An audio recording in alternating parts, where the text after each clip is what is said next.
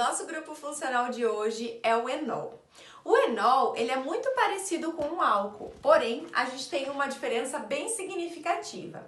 Então, para a gente identificar o nosso grupo funcional, a gente percebe que a gente tem uma hidroxila ligada diretamente a um carbono e esse carbono obrigatoriamente tem que ter uma insaturação.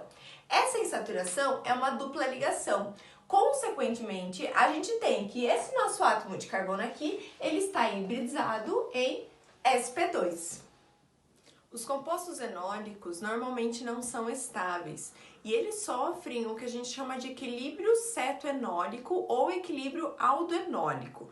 Ou seja, através de um mecanismo de tautomeria, eles facilmente podem se converter ou em aldeídos ou em cetonas, que são compostos que são mais estáveis do que ele. De que forma que isso acontece? Então aqui a gente tem um enol, esse nosso enol ele entra em equilíbrio, ou seja, ele vai se transformando ou em um aldeído ou em uma cetona. Então basicamente a gente tem a substituição desse hidrogênio e por uma questão de movimento dos nossos elétrons, essa dupla ligação ela vem em direção ao nosso oxigênio e aí aqui a gente tem a formação ou de um aldeído ou de uma cetona. Quando eu sei quando vai se formar um aldeído ou uma cetona? Isso depende do enol que eu tiver. Então, se eu tiver aqui um hidrogênio, obrigatoriamente o meu composto formado aqui vai ser um aldeído. Enquanto que, se aqui eu tiver qualquer composto de carbono, vamos colocar aqui um CH3, obrigatoriamente o meu composto formado vai ser uma cetona. Por quê? Porque aqui eu vou ter um R, que é justamente derivado dessa minha cadeia aqui, e aí aqui eu vou ter, então, o meu outro substituinte formando, então, uma cetona. Para a gente dar a nomenclatura, então, dos nossos compostos enólicos, a gente segue a regrinha lá dos nossos álcoois.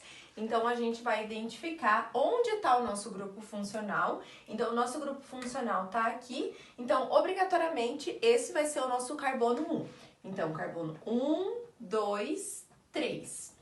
Então, depois disso, a gente dá a nomenclatura identificando onde está a nossa insaturação e também onde está esse nosso grupo funcional, tá?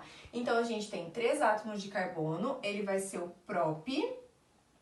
A nossa insaturação, a nossa dupla ligação, ela está entre o carbono 1 e o carbono 2, então, por isso que vai ser 1 em... E aí, a gente identifica em qual carbono que está a nossa hidroxila, que está no carbono 1, ó. Então, essa daqui é a nossa nomenclatura. Eu preciso sempre identificar onde que está acontecendo a minha insaturação e a minha hidroxila? Nessas situações, sim. Porque caso eu não me identifique, essa minha hidroxila ela pode estar também nesse outro átomo de carbono. E aí ela deixa de ser um enol e ela volta a ser um álcool. Então, por isso que a gente obrigatoriamente tem que identificar em qual carbono está tanto a insaturação, tanto o meu grupo funcional, tanto a minha hidroxila. Coloquei mais um exemplo para a gente fazer junto à nomenclatura.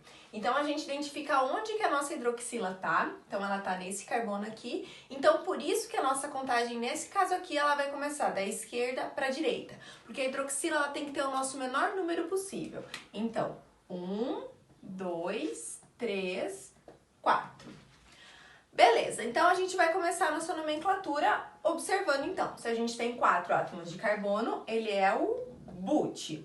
A gente tem uma insaturação. Essa insaturação está no carbono 2, então 2 em... A nossa hidroxila também está no nosso carbono 2, então por isso que fica 2 O. Então, esse daqui é o nome do nosso composto orgânico acima.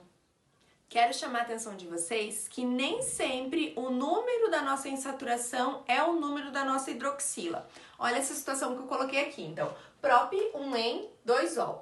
Bom, a gente já consegue identificar que ele é um enol, porque a gente tem, então, um en. Mas a gente precisa desenhar ele para a gente conferir. Porque lembra que os nossos álcoois também podem ter, então, essa insaturação. Contudo, não no carbono que tem na hidroxila. Então, vamos desenhar esse composto? Então, ele é um prop, ele tem 3 átomos de carbono. Então, 1, 2, 3.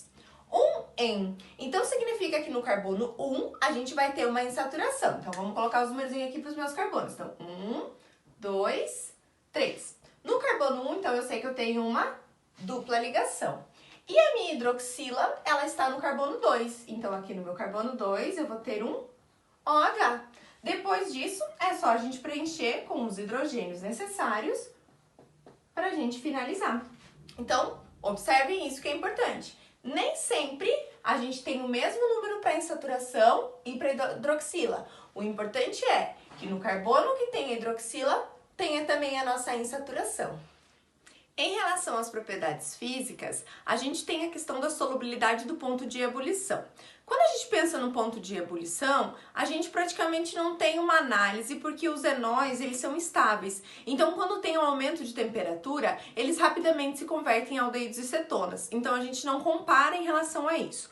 Porém, a solubilidade ela pode ser bem comparada com a dos álcoois. Então, conforme a gente aumenta a cadeia carbônica, essa solubilidade também diminui. Justamente pelo fato dessa nossa parte dessa nossa cadeia carbônica aqui não ser solúvel em água, apenas a nossa hidroxila. Então, quanto maior for essa nossa cadeia carbônica, menor vai ser a solubilidade do nosso composto em água.